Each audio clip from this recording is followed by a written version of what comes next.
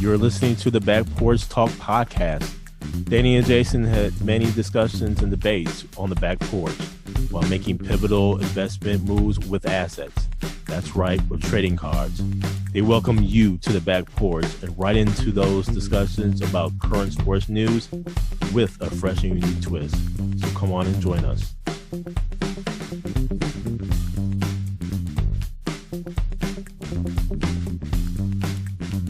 Welcome to the Back Porch Talk podcast. I'm your co-host, Jason. This is your co-host, Danny. Fans, we got a full short for you today. We're going to talk about the NBA. Obviously, the playoffs are upon us. And then we'll go into a little bit of Formula One. The Miami Grand Prix happened this past weekend, and definitely wanted to chat about that. But first, let's talk about NBA news. That being Coach Bud getting fired from the Milwaukee Bucks happened a couple of days ago. We didn't know, me personally, I didn't know if the Bucks were going to pull the trigger on this. On the heels of learning that Coach Bud's brother had passed away in a car accident. And so just didn't know how the Bucks were going to really play this, whether they were going to pull the trigger on it or just let it go for another season, see how the beginning of the season goes, etc. But they pulled the trigger, man. They were like, nah, we're going to have to go ahead and move forward with this firing. And don't wish any firing upon anybody. Coach Bud has been there for 5 years. I think maybe the Bucks needed a new voice. I think this is on the heels of some bad coaching moves or non-moves that Coach Bud had done or made past couple games in the playoffs. But when you're a number one seed and you get bounced in the first round of the playoffs in 5 games, something's got to be done. Some major changes have got to happen. Yes, you won the championship a few years ago, but since then you've been bounced in the second round, bounced in the first round. I mean, something's got to change. You're starting to kind of regress there. You don't want to go into any further regression. So I would say it may have been time, even when the Bucks won a championship. There were some questionable coaching moves, non-moves that Coach Bud made or didn't make. And the reason why I keep saying he didn't make, Coach Bud doesn't like to make adjustments.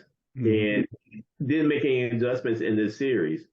In particular, letting Jimmy Butler just go ham. And so no double team, telling Giannis to go ahead and guard him. Just wasn't, adjustments. And so it's time for a change, man. It's going to be interesting to see who the Bucks get for their new coach. Don't know. I would say Nick Nurse. His name has come up. I told the fellas, Danny, I'm not necessarily a huge fan of Nick Nurse and his coaching style. The only reason for that is because Toronto has traditionally gotten forwards, and it just seemed like there had been, what can I say, a lot of progression there for Toronto. Granted, it may not be Nick Nurse's fault for the coaching aspect of those forwards, but at the same token, it's just something in me that just does not feel Nick Nurse as a coach for the Milwaukee Bucks. Can't remember the last time they had a true center. Maybe it was Serge during their championship run. Maybe that was 3-4 years ago now. I just don't know about Nick Nurse, Danny. But Coach Bud is no longer the coach. We'll see who the Bucks, target here. Whether it's Charles Lee, who's rumored to have interest from the Detroit Pistons. I wouldn't mind Kenny Atkinson, the assistant coach for the Warriors, who used to coach the Brooklyn Nets before Kyrie and KD got there. I thought the Brooklyn Nets did very well, actually. So I'm wondering who the next coach is going to be. What say you, Danny, about Coach Bud no longer being the coach? Jason, Coach Bud has been on the hot seat ever since we've known him in Milwaukee. In that championship run, if you remember, every round was like, if they lose, Coach Bud is Hmm. going to be fired. Hmm. And they persevered and actually won the championship. And then Coach Bud just had some bad luck. So you look at last year when Middleton got hurt, he didn't have Middleton against Boston. And then this year, Giannis gets hurt. And so that kind of turned this series around a little bit with Giannis getting injured and they couldn't respond. I'm very interested to see who the Bucks bring in. A guy I was thinking of was Ty Lue. Yeah, I can see And that. Ty Lue is someone, well, all the stuff he's dealing with in LA, he's someone though that has dealt with superstars. He's Hmm. coached superstars. He's coached LeBron. He's coaching Kawhi, Paul George. So, and he's had to make adjustments at all the time, Hmm. dealing with load management and injuries. So he's one who's been. I think he would be someone interesting to bring in Hmm. if they're Hmm. thinking of someone who's has some coaching experience. They may go a whole different route. We don't know. That's why it's very intriguing because the Bucks team is already built and ready to go right now. Hmm.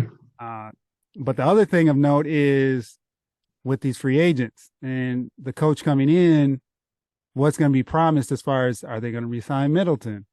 Right. What's the makeup of the team? Because I think that'll impact the coach as well. Because if someone's coming in and like, all right, I got Giannis, great. Hmm. I got Drew, great. I got Bobby, great. But if I don't have Middleton, I don't have Brooke Lopez, how does that impact it? I think they'll Hmm. be fine because you got Giannis. Yeah, we'll see what happens with the Bucks in their coaching search.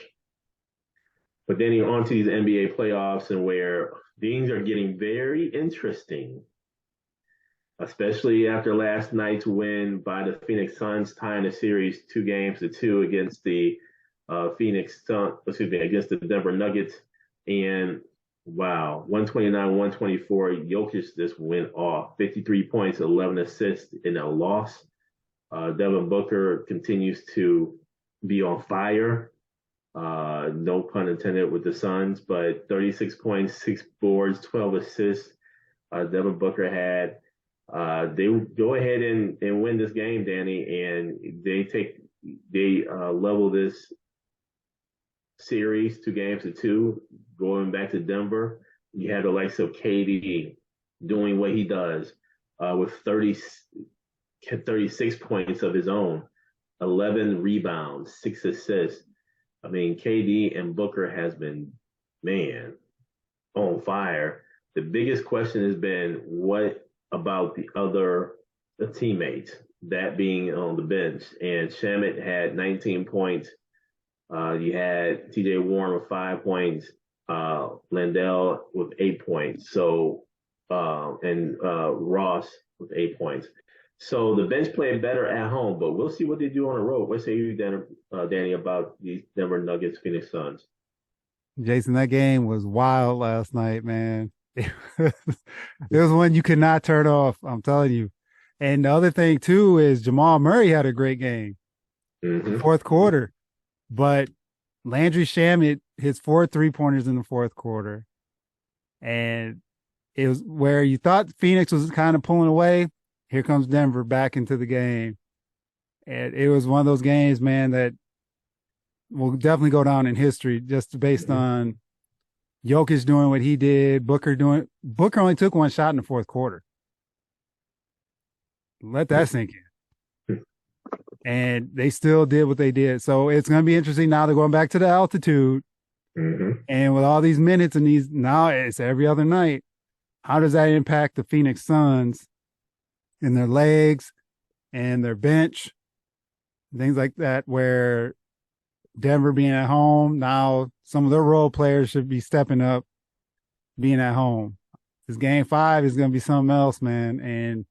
And the way these four have been so far has been a great series. And this is one where you wish those series that you wish were like the conference finals. KD and Booker is going to bring it again and hope that like Ross or Shamit or somebody can, or TJ Warren can do something off the bench and give him a little, or Ayton even. Mm-hmm. Ayton have a big game, but they need something, man, to get through going to Denver. There's going to be a raucous crowd up there in Denver. Yeah, it is. Let's stay in the Western Conference, Danny, and where the Lakers, man, 127-97 over the Warriors in Game 3. Tonight's the big game. We'll see what happens with these Warriors, but man, they're going to have to step up and dog. In that Game 3, LeBron started off a little slow, but man, he ended up doing pretty well. AD played pretty well the whole game. 25 points, 13 rebounds for AD. You're going to see a different Warriors team than what you saw on Saturday night. I think this is going to be an extremely close game. Mm-hmm. And I have a feeling Steph is going to do something special in this game as well. I mean, LA, the lights are going to be bright. They had a bad game. Yeah, I think this is going to be a very tight game. What say you about this game, Danny?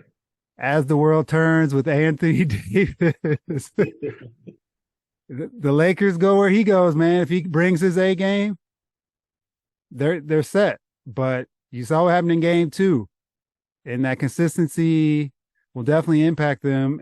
If he doesn't have a great game, you got to look at too. Poole's been struggling. He's one that I think Golden State needs to have a good game in order to beat LA.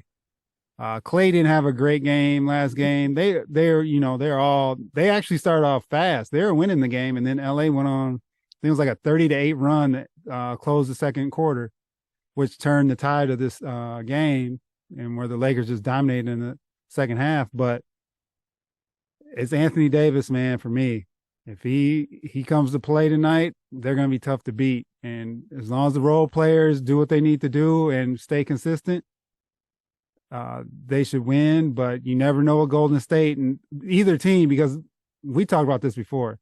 These two teams in the playoffs have been so up and down where you have no idea which team is going to show up. Exactly. So you just got to watch and see who shows up and what happens. Well, and I believe that they put stats out there on AD and how he plays an odd number of games in a series versus even number of games in the series. The projection is looking bad for him in game number 4. So we'll see what happens. Like you said, as the world turns with AD. And then on to this Boston Celtics 76ers series, and where the 76ers, man, they tied this series up 2-2. They have leveled it. And 116-115 on a James Harden corner pocket 3. And wow, this is going to be interesting here. I did not really expect this. I expected, quite honestly, maybe a 4-1 type situation in Boston's favor. But it's 2-2 now. And this is going back to Boston tied up. And so this is going to be a very good series, Danny. What say you? James Harden, man, he brought it. Games 2 and 3, he was struggling after that explosive performance in Game 1. And I think it was him getting used to Embiid being back on the court and them kind of sinking back up. But Boston, I think their coach made a couple coaching mistakes. He didn't call some timeouts where he should have, and that ended up going in OT, and then Philadelphia took it in OT. But for those who didn't see the game, Marcus Smart actually hit a shot with no time left, but it was after the buzzer where Boston could have actually won the game. But they're going back home, and another team with Boston is so inconsistent where they should be taking care of Philadelphia, you would think. But that's why they play the game. And Philly, if James Harden is playing like this, they're going to be tough to beat. Because that was, for me, unexpected. He would be scoring like this. Same here. I was thinking like 20. He would do 20-10, but he putting up 40. That was something I did not expect out of him. So we'll see going back to Boston, man, and another series where, whew, man, they're not disappointing. Put it like that. It's starting to become kind of ridiculous. I will say, in looking at this race and watching it, this race was better than last year's Miami Grand Prix in that there were a lot more passes that happened in this race. I think the attendance was way better. Well, I can't even say way better, but it was better. There are estimates that 270,000 people attended uh, this race for race weekend, which is about 30,000 more than last year's. So the popularity of this thing is going through the roof here. Uh, I looked at the ticket prices. I think the ticket prices were a little bit cheaper than last year. I think last year, because it was the inaugural Miami Grand Prix, the prices were a little bit inflated. But nonetheless, man, you have about 30,000 more people attending this one. So this is going to be very interesting to see how this happens. It is a 10-year contract. There are talks about this particular race happening at night.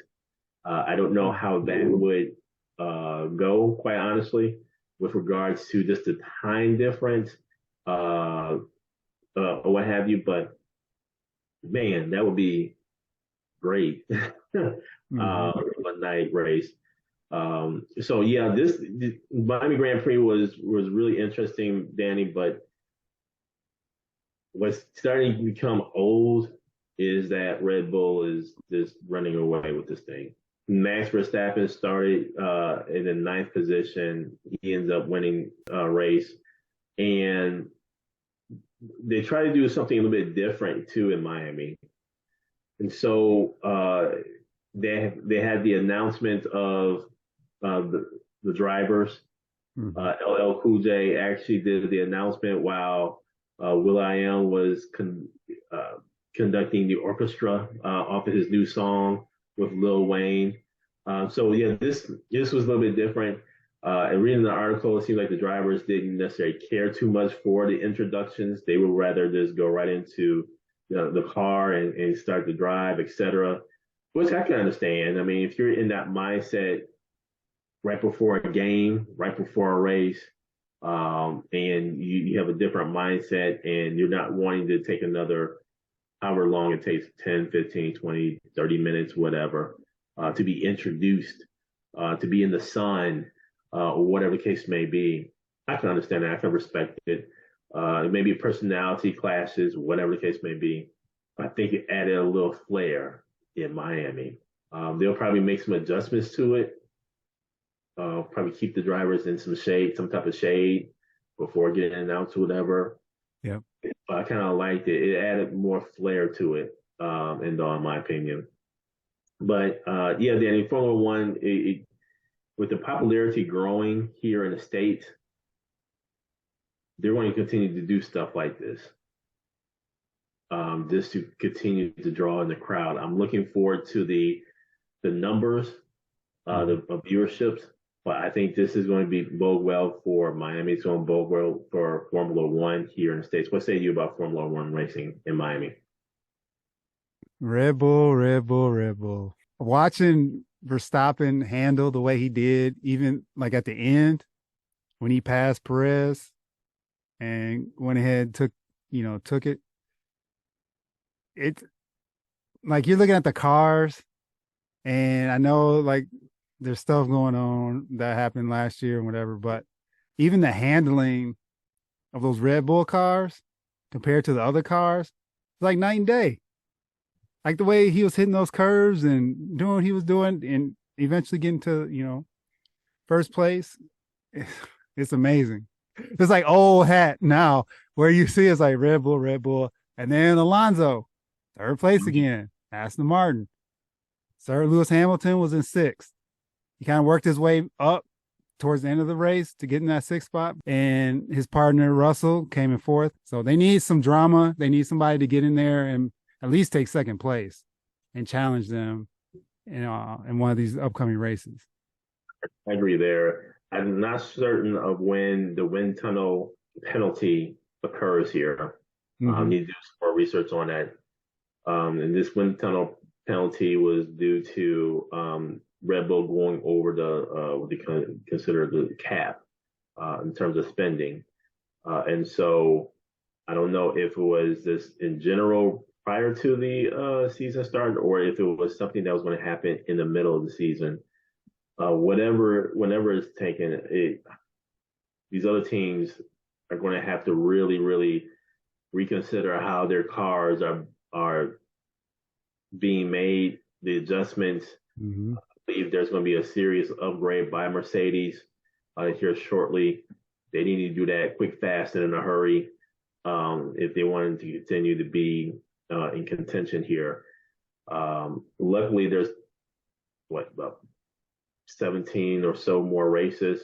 Teams are really going to have to start winning now in order to catch up with Red Bull because they're so far ahead right now. So this is going to be interesting to see how this plays out. And it's going to be interesting to see how the teammates, Perez and Verstappen, actually continue on here. Like I said, I'm not a huge Verstappen fan. He is not the greatest teammate. So I'm happy that Perez is actually winning. Has won a couple of these races. He's in contention for the overall championship. Thank you for joining us at Back Porch Talk Podcast. You can also join us on Twitter by tweeting us at @back_podcast. For more information, you can go to our website, which is backporchtalkpodcast.com. You can also email us at backporchtalkpodcast@gmail.com. Again, thank you for joining us, and remember that there's enough hate in the world, so go ahead and spread a little love.